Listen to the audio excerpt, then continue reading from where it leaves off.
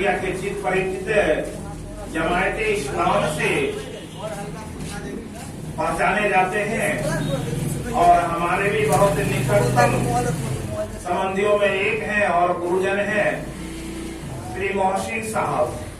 मैं उनसे निवेदन करूंगा कि आज ये गीता जयंती के शुभ अवसर पर आप पधारे हैं। बहुत ही समझिए एक नेक नजरी जिसको कहते हैं वो मुझ पर रही और आप पधारे हैं और हम लोगों के बीच इस गीता जयंती को इस शुभ अवसर पर जो ज्ञान की जो बात है मोहम्मद मुसब्बिर साहब चतुर्वेदी के शुरुआत काल में वो बहुत अच्छी बात बोल करके गए हैं और फिर आपसे हम लोग सुनना चाहते हैं। जय श्री कृष्ण, जय श्री राम।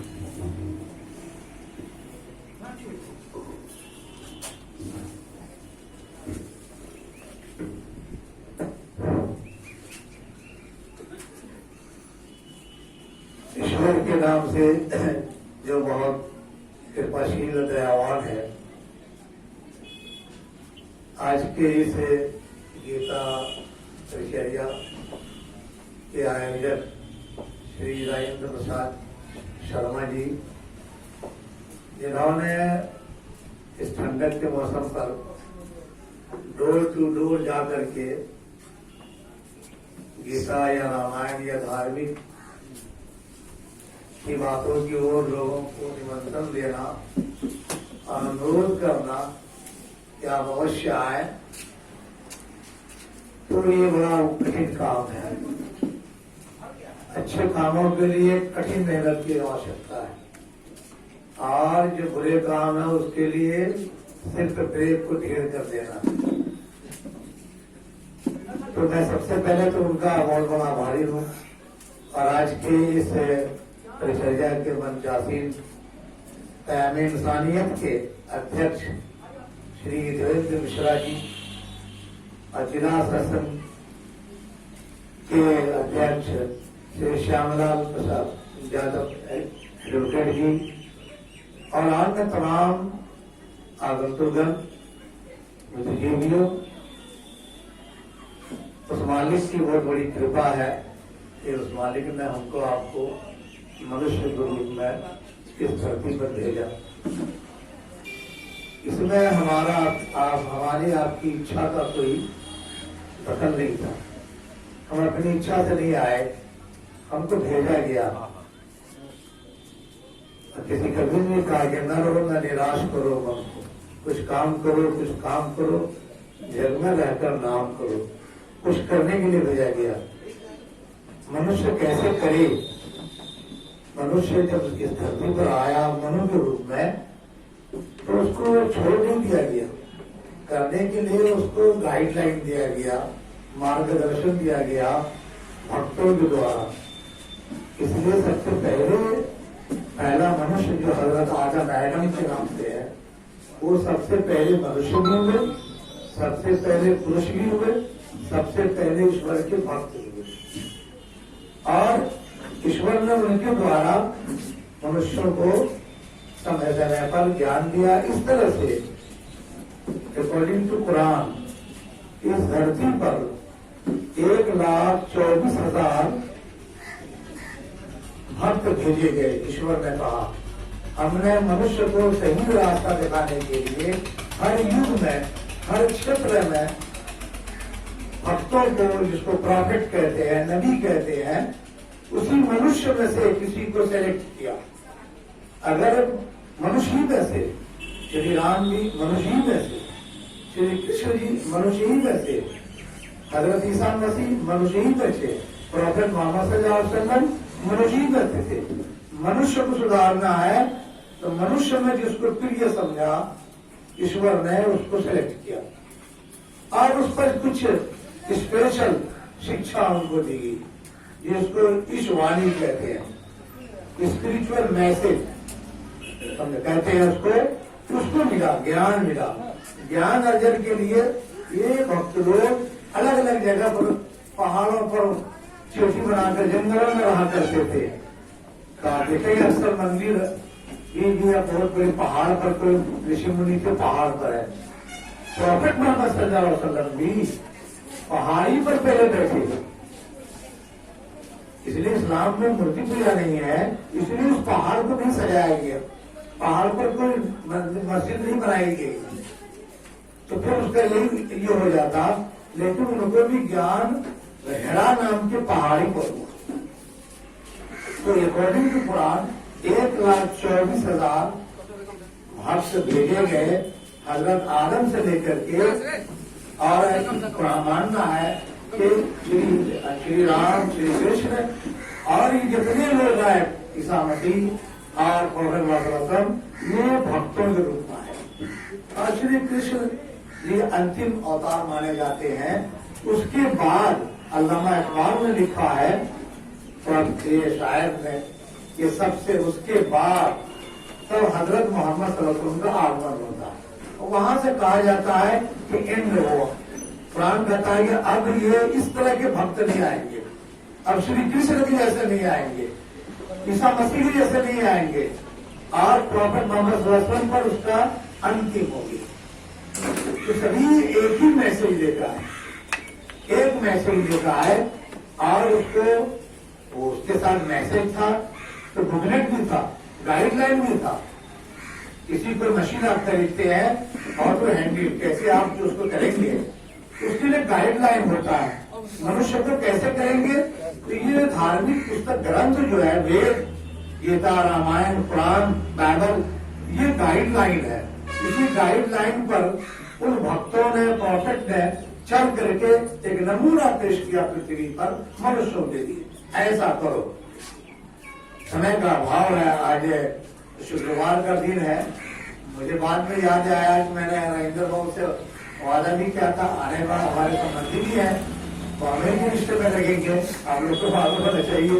और मेरी बहन इन्हीं के बगल में है, पड़ोसी है कटवा गांव में, तो हमारे संबंधी भी है, और यहाँ के लगे पर्सनालिटी में आते हैं, तो आना था। लेकिन ये जितने उसका जिस्ट किया है, अभी मैंने अखबार में दैनिक भास्कर में निकला, दैनिक अखबार में भी धार्मिक बातें निकलती है, लेकिन कोना में, छोटे रूप में, बड़े रूप में नहीं निकालता, छोटा सा लिख दिया, उसी को बोल्ड में जैसे न्यूज लिखते हो भी यार ट्रक ने इतने आदमी को ये कर कुचल दिया, उसी तरह ये धार्मिक बातें बोल्ड अक्षर में होनी चाहिए। जैसे पेपर आए तो पहले धर्म का ज्ञान हो, धर्म अनुशासित जीवन व्यतीत करने के लिए आवश्यक है। धर्म समाज में, धार्मिक ज्ञान समाज में रहने के लिए आवश्यक है। धर्म जो है धार्मिक ज्ञान संप्रदाय सौहार्द के लिए आवश्यक है। हमारा पड़ोसी रविंद्र बाबू क्या सोचते हैं, क्या खाते हैं, क्या पहनते हैं, उसका आदर हमको पड़ोसी के नाते करना होगा, उनका आदर करना। जब हम जाने तब उनकी इच्छा क्या है, उनकी पसंद क्या है, वो कैसा चीज पसंद करते हैं, तो हम अगर नहीं जानते हैं वो किस चीज को आगे बढ़ाना चाहते हैं, तो उनको हमारे बारे में जानना होगा।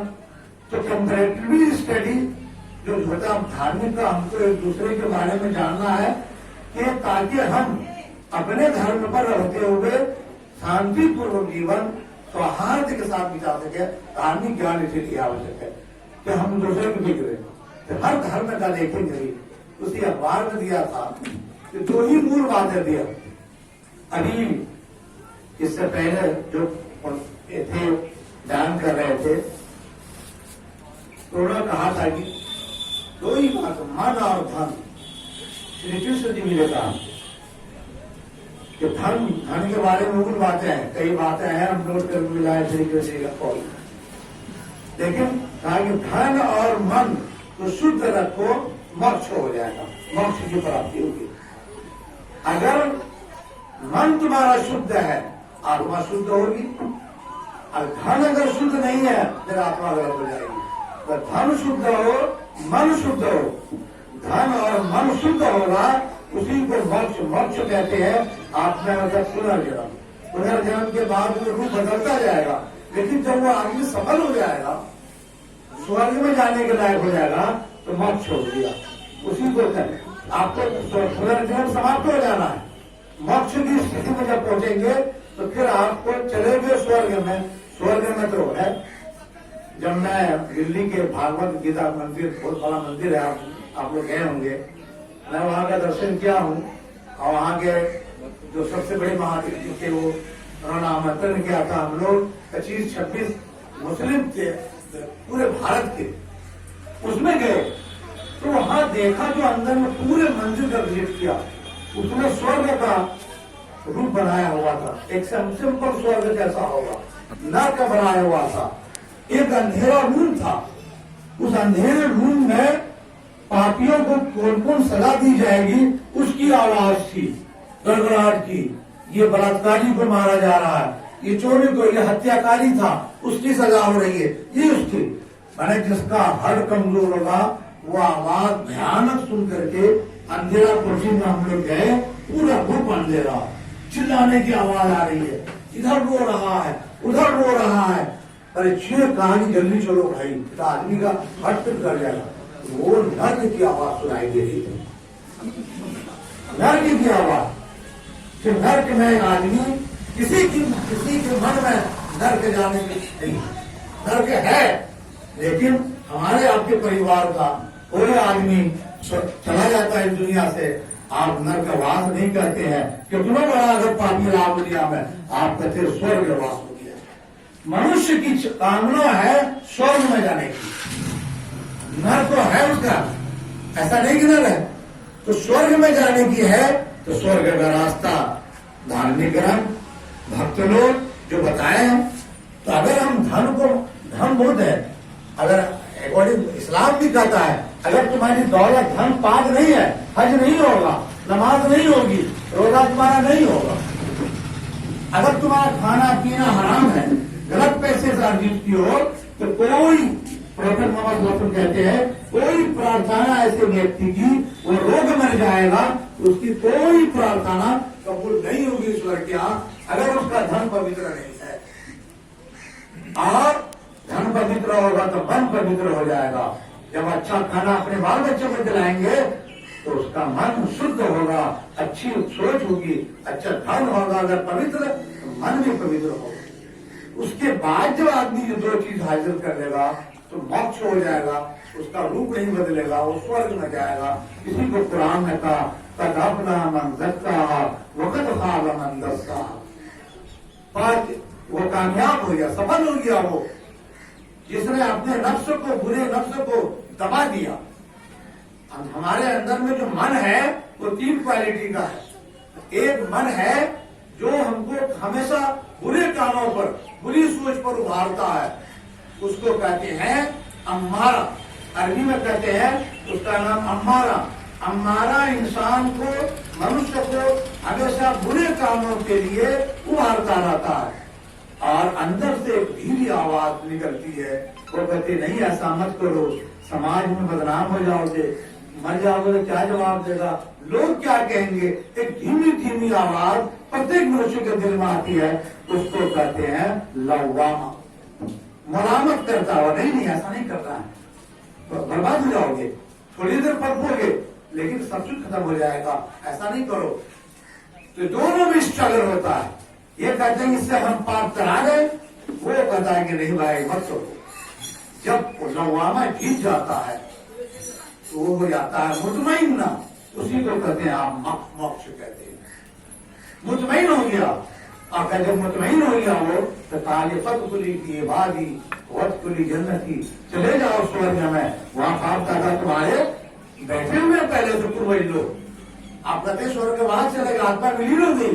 आत्मा की एनर्जी है, कंजर्वेशन ऑफ एनर्जी के मुताबिक एनर्जी का ऊर्जा का विनाश नहीं होता, उसका रूप बदल गया, आप रूप जाकर तो आत्मा विलीन होगी। वहां स्वर्ग में जो आत्मा है वहां आपके परिवार के लोगों को मिला देगी।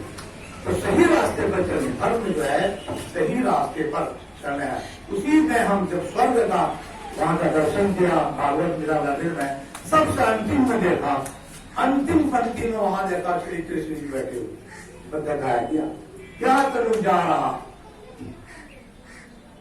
अब कुरान क्या कहता है,